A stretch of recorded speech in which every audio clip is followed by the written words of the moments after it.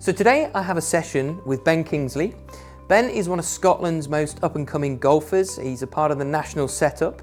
And this season he's going to be playing a lot of links golf. So today our session is based around what parameters you need to change to excel in links golf. So we're going to be talking about trajectories coming up and down depending on those wind conditions.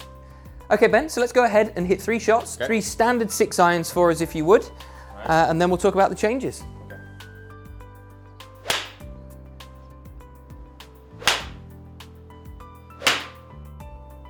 Okay, Ben, that's great.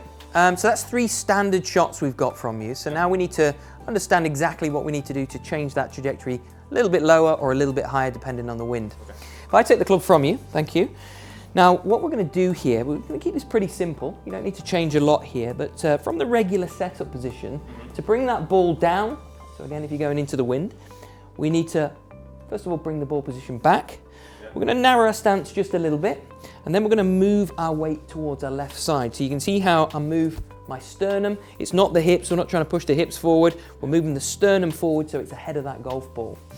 Then the real key is to make sure that impact, that we stay ahead of that ball. We don't want to go fishing back here for the ball. We're going to stay ahead of it and keep that loft off so it squeezes it out a little bit lower. It'll be a slightly more aggressive angle of attack, so we'll see a slightly deeper divot, but of course it'll fire that ball out nice and low for us.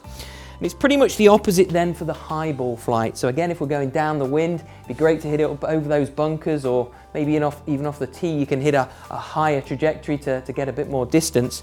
We're going to move that ball position a little bit further forward, so it's more opposite that left heel. And then we're going to keep our spine a little bit further back.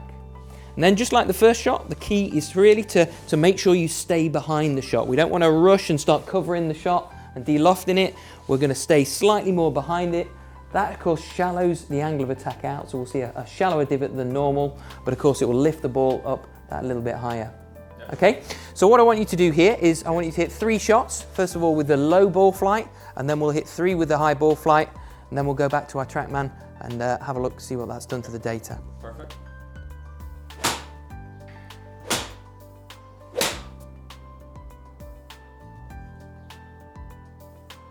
Ben, that's great. So 3 low ball flights, fantastic, great into the wind. So what we're going to do now is mix it up and go for the high one. So again, move that ball position a little further forward. Right. Keep the body behind the shot and let's see the ball really go up there. It should be a little bit higher than your regular ball flight. Okay? Perfect.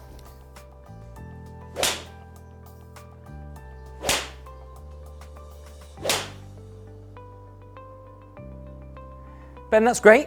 So that's your 3 high shots. Yep. Let's go back to the laptop and take a look at it. Yep. Okay, Ben, so this is now the data of these 3 different shots that we've just hit. Now the blue one up here, this is the, well, bluey kind of turquoise colour. These were your regular 6 iron shots. The white ones, which have landed a bit shorter, of course, were the lower ones. Yep. Now generally speaking, of course, they'd be a bit more penetrating into the wind situation, but of course they're going to roll up a little bit more. So in terms of total, it would roll up a little further. The yellow ones were then the final shots, the high ones. Yeah. Now you can see, obviously, we've got the wind off the left today, so the wind's just dragged those across over to the right-hand side. In a normal course situation, of course, you would have allowed for that. They're a similar kind of distance to your regular shots, but you do tend to hit the ball a little bit high anyway. So just looking at the data now of the regular shots, we can see your angle of attack here for the normal shot is 6.1. Launch angle here is 14.8. Now the tour average there is 14, so you're about a degree higher than the tour average. Now I'll tell you what I'll do at this stage is I'll bring in the height of the shot as well. So you can see over on this side the trajectory, that's the highest point of the flight, was 99.1 feet in the air.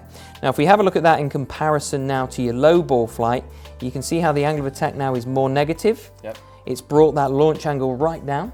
So this was obviously a very low shot here that you've squeezed out, so 6.8. And of course the height now, of course, is 45, so a lot lower than normal.